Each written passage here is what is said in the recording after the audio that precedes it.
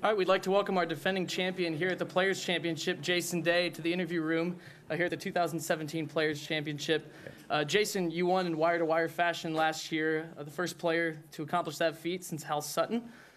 Obviously, you played pretty well. Talk about, you were here a couple months ago for our media day and saw the plays for the first time since that victory. Talk about being here this week to defend.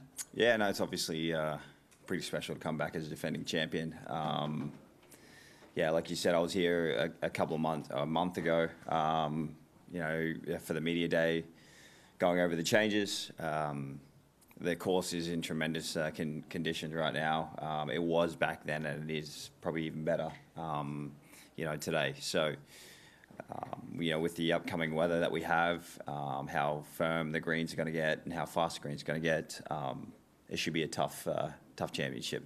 But definitely looking forward to coming back here and defending. It's obviously we're going to have a great week of weather, and it's going to be tough competition to try and beat these guys. So looking forward to defending. Great. We'll start with some questions. I'm going to start with Doug. Could you imagine when you left here last year that you wouldn't have won since?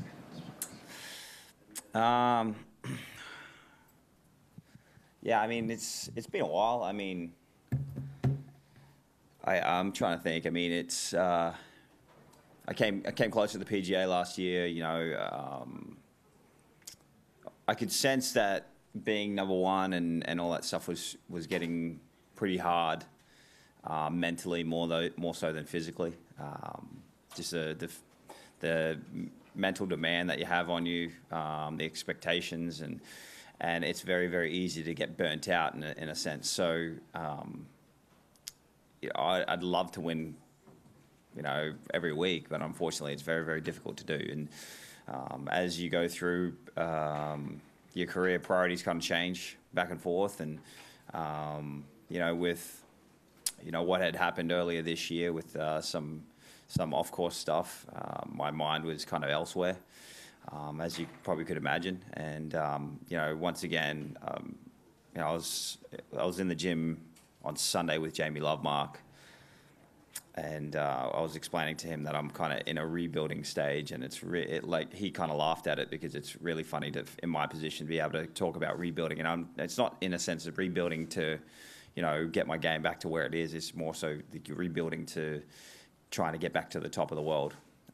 That's what I'm trying to focus on, is getting back to that winning form, getting back to the workload that I was doing, and the practice and the work ethic, and hopefully the results will come after that. But I just can't really. I mean, I just have to be patient, because the delayed gratification that I get from the work that I put in is far better than the instant gratification of just like doing something quickly and hopefully turning it around. When you were going through the PGA and the BMW and Bay on match play, etc., did the game feel easy? A couple of years ago, I was once again, I was explaining to him, to Jamie in the gym, that I honestly felt there was no one better than me in the game, and that it didn't matter who it was, I was going to beat him. And that was my mentality going into every tournament, going through that stretch and going into the early part of the year, after that. And it really showed my game. And I think it was just more so that I had self-belief in myself. And that's one thing that I probably struggle with the most out of my whole game, is the actual self-belief.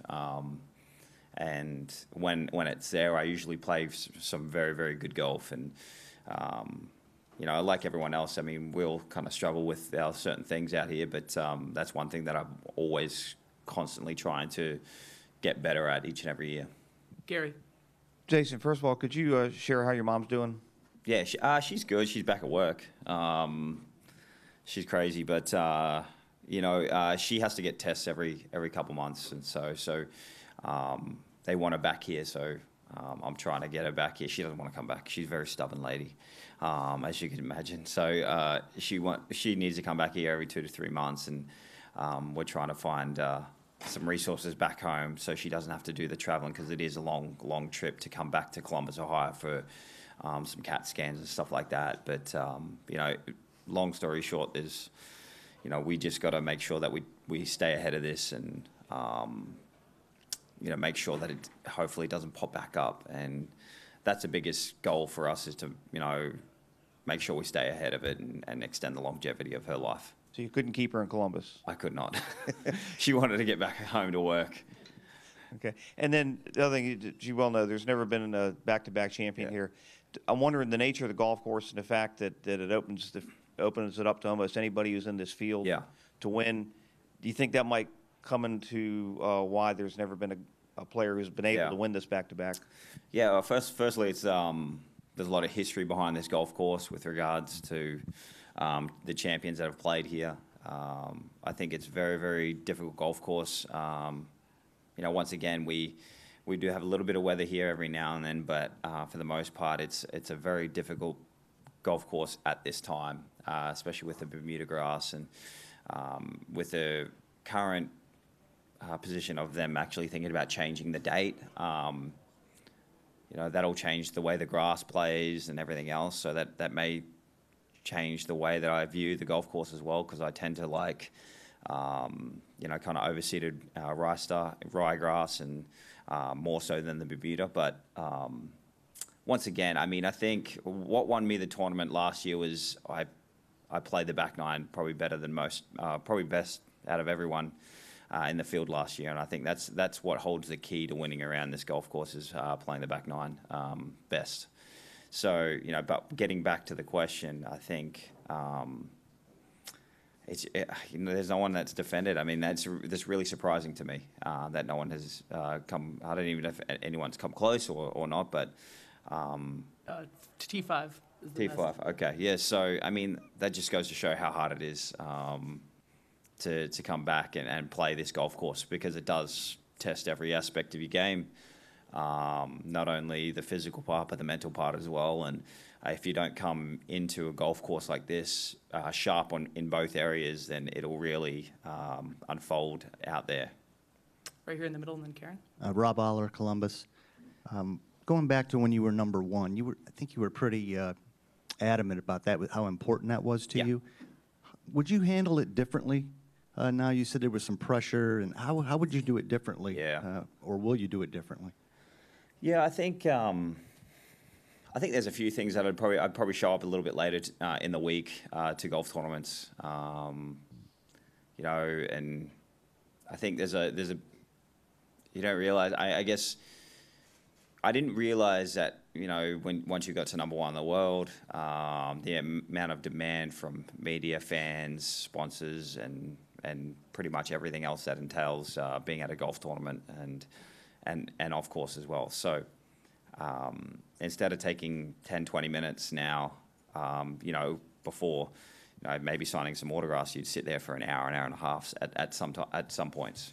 So, and that's just signing autographs, and then you got the media on top of it, and you could be at a golf course for 10 hours if you let it stretch out, and that's just, you get kind of worn out. But I think with me, I've got to make it as less stressful as possible. Make sure that when hopefully one day I get back, that I take that stress and that load of stress off my shoulders, so I can just go out there and focus on golf, because I'm a person that I can't do 4 million things at once, and that's what it feels like when you're at the top. It just feels like you're getting pulled in each different direction, and you've got no time to breathe. And for myself, I think that's one thing that I need to be able to, is just step back, take a breath, and then kind of handle it better in that regard, with just kind of respecting people's time, but also having the opportunity of saying and no to people when you need to get work done, because the hardest thing is to say no. I feel like that I'm pretty accessible when it comes to that stuff, and people are, I guess they can come up to me and they feel like they've got the accessibility of coming up to me and having a chat, and that's fine. Ben Everill for but that's the thing, is that I just got to understand that I need to focus on what made me great, and that was getting the job done doing my practice, and then going home and resting, because rest is a huge part of everything as well. Karen. Jason, this stretch you talked about where you felt like no one could beat you, it would appear that Dustin is sort of in that at the moment. Yeah. What is, when you feel like a world beater, what is the greatest challenge? Is it what you just talked about? Because you seem to handle all of that well when you were in that moment. Yeah, no, I wouldn't say it. I handled it well for about a year and a half, and then it got to me finally. I'm just like, whoa, this is too much, you know. It really, it kind of, it mentally I burnt myself out. Just constantly doing stuff. It always, like, I never really got time to kind of get away, because, I mean, I always joke around. I sit there and you play competitive golf. So you're warming up, you're with your trainers. You go play competitive golf, you're trying to beat the best players in the world. Then you go see fans, media. Then you got to go back home and be Father of the Year. It can be very, very tough at times. And unfortunately, it just, like I said, it just, going back to the question before, it just feels like you're getting pulled in all sorts of directions. And it feels like you're suffocating sometimes. And that's not what you want to feel when you're up the top. But saying that, I'd do anything in the world to get back there. There's no better feeling than being the best. But I think I'd handle things a little bit differently, if I got back there. Gene. Jason, now that you've had a chance to visually see the 12th hole and play the 12th hole, what do you think your risk-reward strategy is going to be, and how much will wind, either downwind or wind against you, impact that strategy? That's a good question. I think that's I think a lot of, I don't even know if a lot of guys, it depends on, like you said, depends on wind. If it's downwind, the guy's going to have shorter clubs in their hands. I probably will most likely see, depending on setup, you'll most likely see a lot of guys lay up probably in the first 2 rounds, and then kind of let it go on the weekend. Once again, that was a hole where in the past you'd hit an iron down the middle and just wedge it on and try and make your birdie. There was no risk reward there at all. It was just kind of a plain Jane kind of a hole where you just kind of hit it down the fairway with an iron and flick it on with a wedge. Now they still have that option of doing that, but you have the option of actually hitting a driver or 3-wood up there as well. With regards to the green, I was here last Saturday and it was running 12.8, and that's pretty slick. If you hit it right on, either on the fairway, I mean, the fairway chip is not too bad, but if you hit in the bunkers or the rough and get yourself out of position, that green slopes away pretty quick.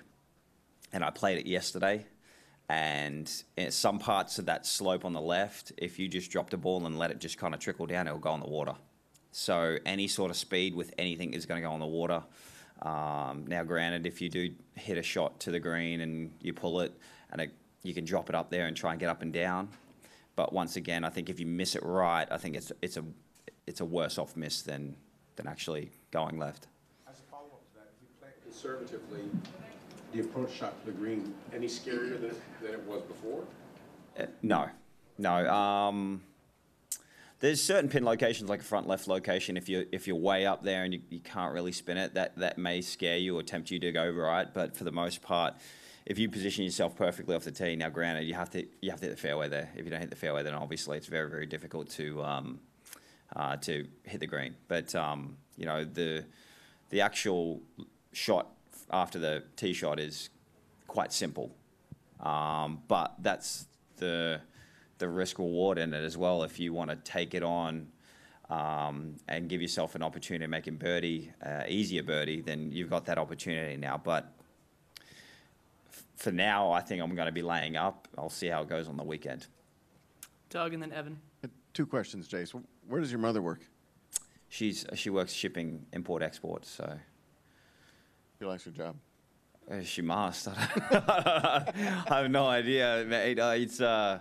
It's something that she just doesn't stop, mate. Like, it's unreal.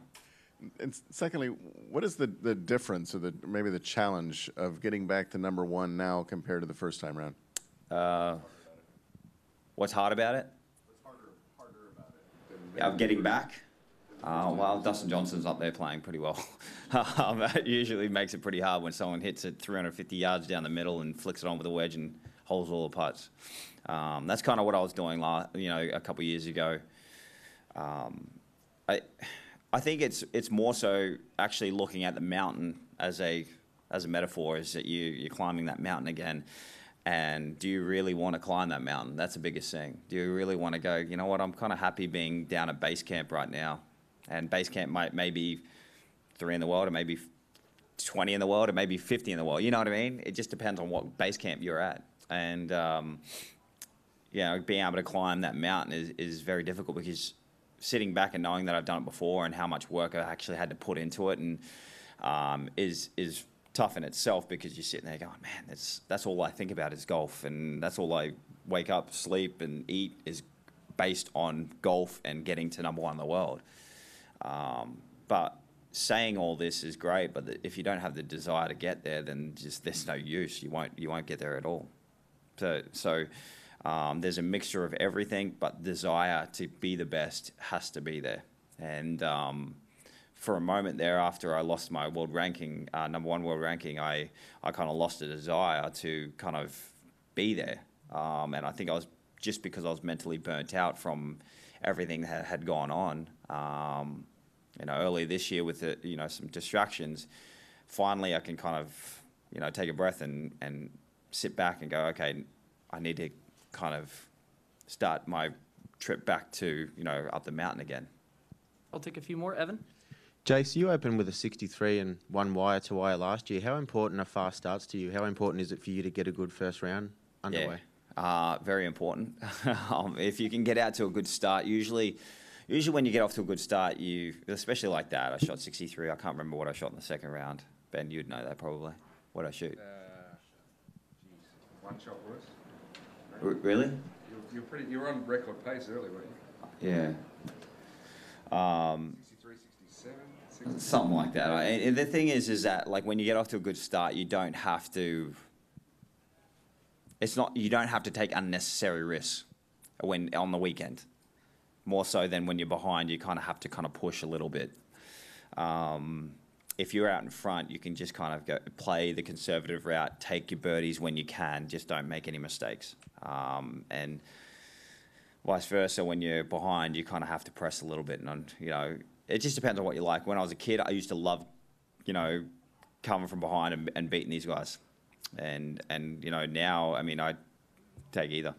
Are you a better front runner or a chaser, do you think? I don't know. I don't know what the stats are on my wins. If I've won more so in the front or behind, More from behind. All right, there you go. Early days you didn't stay up front as much, but then when you're on your run, you switched it around. You should come sit up here and talk to everyone. Yeah, and you know what? It's getting close. It doesn't matter. Like, look, all I'm saying is that winning is what needs to happen, and regardless if you win great or win ugly, it doesn't matter. It's a win. That's the biggest thing for me. Is it doesn't matter if I'm leading or if I'm coming from behind. I just need to win. In the back, and then Karen. You look at the field and you see 48 of the top 50 in this field. Does that add any pressure for you to win the tournament? No, obviously, when you come to tournaments like this and major tournaments, this feels like a major to me. So the expectation and obviously the play kind of heightens a little bit when you come into events like this. There's a lot of guys playing well right now. So the biggest thing for me is to try and focus on, preparing correctly. If I can prepare correctly, then I just need to go out and execute. And I felt like I did that great last year. And we're going to get some really, really, kind of hot weather, kind of like what we did last year. So hopefully I'll be able to, get a 2-iron out again and try and hit it down the middle and get myself in position. Don't have that 2-iron that, I had last year. I broke it, unfortunately. Caved the face in. And so I had to get a new one. And Really looking forward to seeing how that goes around, a course like this. But it doesn't matter what week it is. Usually, there's guys are going to play well. So the ultimate goal in the week is to play well and win. And regardless if it's the top 100 in the world or top 50 in the world or whatever, you still got to go out there and try and beat everyone. And then one more question: true or false? Jason Day will one day tee off with Tony Romo. I'm sure you saw his qualifying for the U.S. Open this week. Probably true, I think. Yeah, he's got some game. He played with my buddy David Luteris in the qualifier. David shot 3 under and he lost in a playoff. But I was chatting to my buddy Luteris last night, and he said that he's got a lot of game. Hits it good. Obviously, he's a football player first, but sneaky talent. It's quite impressive to see how guys like that can adapt to different sports. And I mean, golf and football are total different sports, and for him to be good at both of those. Now, granted, it's a kind of a big step from going from where he is to professional level, but I mean, once again, to be able to shoot the scores that he does and while playing football at the time is pretty impressive. All right, Karen? Jason, the truth of the matter is you could stay at base camp and make a very, very good living. Yep. So what is it that propels you out of your comfort zone? And can you really fault players out here who are just comfortable to stay in that place? There's guys out here that are comfortable to stay in that place, whatever base camp they're at. It's a good living out here. I must admit. We play for a lot of money, and back when I was a kid and amateur, you're playing for toasters. You know what I mean? You're not playing for anything other than the trophies, and you get like a bloody stereo system or something like that on the side. But all you wanted to do was win. For me, yeah, you're right. I could kind of just cruise it in and make a good living and enjoy having a little bit of fame and fortune that goes along with it. But at the end of my career, I will be severely angry at myself if I did not give it 100%. I think it's kind of in my blood. And I was actually thinking about this the other day. What kept Tiger Woods going for over 13 straight years of being number one? What kept Greg Norman going? What kept Sir Nick Faldo going? What kept all these guys, these champions, at such a high level going? And I think it's part of it is because they're striving for greatness. They're trying to, they love the competitiveness of winning, but also being the best. It obviously fuels ego as well, which is understandable. Being the best comes with some ego, but being able to handle that in a humble manner is something in itself as well. But like once again, getting back to when I retire one day, if I know that I've given 100%, I can put away the clubs and never pick up another club again, and know that I've given it 100% and be happy with it because I've done my best. But I don't like playing bad golf, and sitting there thinking that I could have done more just kills me already, thinking about retiring and knowing that I could have done more. All right, one last question in the back. Hi, Jason. We came from Spain. How do you leave the win in the Masters of your friend Sergio Garcia? And you are a family guy. Sergio has found the love, has found the stability outside the ropes. How important is this for playing well? Yeah, it was actually so good to see Sergio win. I've known Sergio for a while now, and everyone in this room has known how hard how close he has been to winning majors, and he had that tag of best player without a major win, and no one ever wants that tagline. No one ever wants that, but it was so good to see him win. I know how difficult it is to win and how long it's taken him to be able to get in that spotlight and be able to win. And to win the Masters and it's such being a historic win for him was special. And now that he's getting married, he's obviously going to think about having children. And he was a guy that, I remember having, dinner with him one time, and he wanted to settle down and have kids, and he just couldn't find the right girl. And he seems like he's got the right person with him right now. And once that, it just helps everything, because